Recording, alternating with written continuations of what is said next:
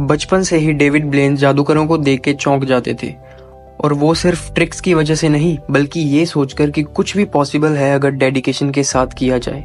और इसी बिलीव ने डेविड को एक अलग ही रास्ते पर चलने के लिए मजबूर कर दिया, जो कि था अपने ह्यूमन बॉडी और ह्यूमन माइंड की बाउंड्रीज को और जानना। डेविड न्यूयॉर्क की स्ट्रीट से उठ के बहुत आगे तक पहुंचे।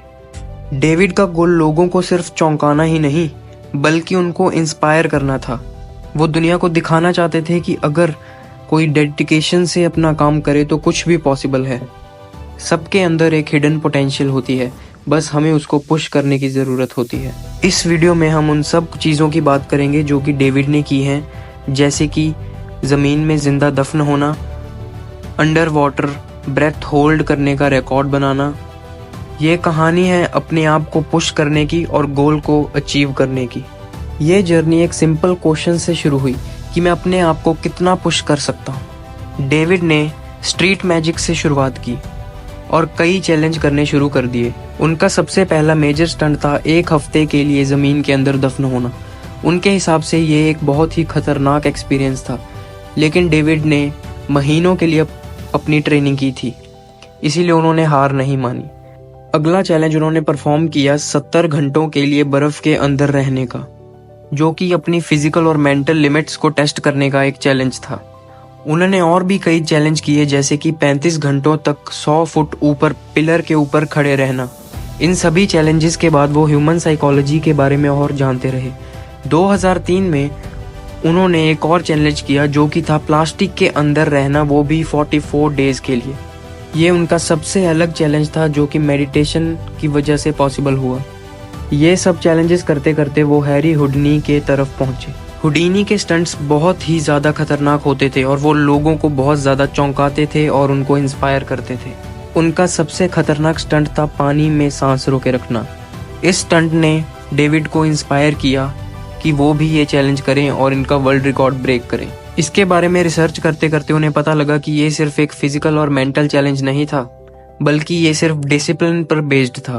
उनका कहना था कि डूबना डूबने जैसा लगता ही नहीं है। जब एक आदमी डूबता है तो अंदर बहुत ही ज्यादा पीसफुल होता है और धीरे धीरे हमारा हार्ट शट डाउन होता है। इस चैलेंज को पूरा करने के लिए डेविड ने रोज घंटों घंटों के लिए पूल में ट्रेनिंग की, रोज अपने लिमिट्स को पास किया और अपने ब्रेथ को होल्ड करने की प्रैक्टिस की। ये सब मेडिटेशन और विजुअलाइजेशन टेक्निक्स को प्रैक्टिस करने की वजह से ही पॉसिबल हो पाएगा। इसीलिए उन्होंने अपनी मेडिटेशन और कई टेक्निक्स को प्रैक्टिस किया। उन्होंने अपनी बॉडी को सफिशिएंट ऑक्सीजन पहुंचाने के लिए अपनी सारी डाइट चेंज करी, सभी प्रोसेस्ड फूड्स और अल्कोहल को बंद कर दिया। 2009 में उन्होंने एक लाइव शो पर यह चैलेंज ब्रेक करने का सोचा। जब वो वहां पहुंचे तो उन्हें बहुत डर लगने लगा, लेकिन फिर उन्हें अपने सारे प्रैक्टिस और ट्रेनिंग याद आई जो कि उन्होंने उस चैलेंज को ब्रेक करने के लिए की थी। अब टैंक के अंदर बैठने का समय आ चुका था। उन्होंने एक सांस ली और वो टैंक के अंदर बैठ गए। अंदर बैठते ही उन्हें ऐसा लगा कि टाइम बहुत ज्यादा स्लो हो गया है। उनकी हार्ट रेट बिल्कुल स्लो होने लगी, उनको दिखना बिल्कुल बंद हो गया था और वो अपना फोकस करने लगे। जैसे जैसे टाइम बढ़ता गया, पेन भी बढ़ता गया।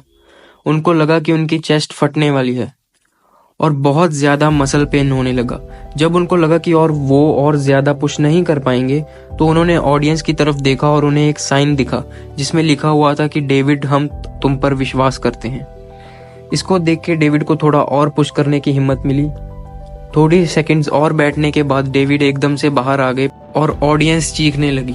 उनको पता चला कि उन्होंने वर्ल्ड रिकॉर्ड तोड़ दिया है, वो भी 17 मिनट अपनी ब्रेथ होल्ड करके। लेकिन ये विक्ट्री बिल्कुल भी मीठी नहीं थी। एकदम से उनका सारा एड्रेनलिन बॉडी में खत्म हो गया और वो बेहोश हो गए। इसको रिकवर करने के लिए उन्हें हफ्तों के लिए रेस्ट करनी पड़ी, लेकिन उनका कहना है कि अगर ये सब वो दोबारा कर सकते तो वो फिर करते, लोगों को इंस्पायर करने के लिए।